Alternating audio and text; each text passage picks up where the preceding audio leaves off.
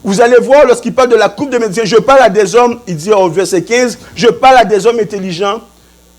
Au début, il dit, c'est pourquoi fuyer l'idolâtrie, parce que c'est de ça qu'il parlait. Puis il dit, je parle comme à des hommes intelligents, jugez-vous de ce que je dis. La coupe de bénédiction que nous bénissons, n'est-elle pas la communion au sang de Christ? Le pain que nous rompons n'est-elle pas en communion avec le corps? Je reprends. La coupe de délivrance que vous voyez ici, l'apôtre Paul l'appelle à ce moment-là, et quelques centaines d'années plus tard, la coupe de bénédiction. Et il nous dit que cette coupe-là, ce n'est pas la communion. Donc maintenant, la coupe de délivrance que tu vas lever, ce n'est plus du vin qu'il y a dans cette coupe-là. C'est le corps de Jésus, c'est le sang de Christ. C'est le sang de Christ qui est dans cette coupe-là. C'est pour ça que quand tu lèves la coupe de délivrance, c'est Jésus que tu élèves. C'est Jésus que tu élèves. C'est la croix que tu élèves. Tu prends, c'est en élevant Jésus, c'est la plus grande action de grâce que tu peux donner. Quand tu donnes l'action de grâce, c'est quoi tu fais? Tu t'élèves le nom de Jésus. Donc, c'est le fait de prendre... Maintenant, il n'y a plus de vin. Ce n'est pas le vin qu'on met dans cette coupe-là. C'est la coupe de bénédiction. C'est le même usage. C'est la même tradition que Jésus a pris, puis l'a rattaché à la scène. C'est une tradition qui existait déjà, mais Jésus l'a rattaché à la scène et l'apôtre Paul l'appelle la coupe de bénédiction. Donc, voilà. Donc, lorsqu'on élève notre coupe, c'est de donner gloire à Dieu. C'est de lever Jésus. C'est la croix qu'on lève. Donc, avec cette croix-là, nous permet d'avoir toutes les délivrances, d'avoir toute l'espérance que nous avons besoin. Nous n'avons plus de peur, nous n'avons plus d'angoisse, nous n'avons plus de stress, nous n'avons plus de situation. Lorsqu'on s'attache à la croix, Dieu nous donne la paix. Et même lorsque tout cela arrive, on se sent en paix parce que les gens, oui, il y a plein de problèmes. Comment ça se fait cette personne en paix? Mais parce que moi, je vise la croix, je lève la coupe de délivrance. Dieu est avec moi. Il ne changera peut-être pas la situation. La situation, des fois, ne change pas. Dieu change notre perspective de la situation. Dieu nous change. Et c'est lorsque tu es attaché à la croix, tu élèves la coupe de délivrance, tu élèves la coupe de bénédiction, tu élèves la croix, tu élèves Jésus. Dans tout ce que tu fais, tu élèves Jésus. Dans tout ce que tu fais, tu élèves Jésus. Tu élèves son nom. C'est comme ça que tu vas avoir la délivrance. C'est comme ça que tu vas comprendre. Lorsqu'il te répond non, tu comprendras pourquoi. Et il va te dire non, tu vas lui donner gloire. Parce que tu comprends. Parce qu'il t'est attaché à lui. Donc, élève ta coupe de délivrance. Tu as sûrement des sujets de bénédiction à donner à Dieu. Et moi, je te dis ce matin, ces sujets-là doivent être connus des autres. Tu dois rendre gloire publiquement. Élever Jésus publiquement, des autres, parler de Jésus, parler de la croix et dire aux autres, qu'est-ce que Jésus a fait pour moi? Qu'est-ce que Jésus a fait pour moi? Dans quoi qu'il m'a enlevé? De quelle maladie qu'il m'a guéri? Comment j'étais et comment je suis aujourd'hui? Élève ta coupe de délivrance. Que le Seigneur vous bénisse. Amen.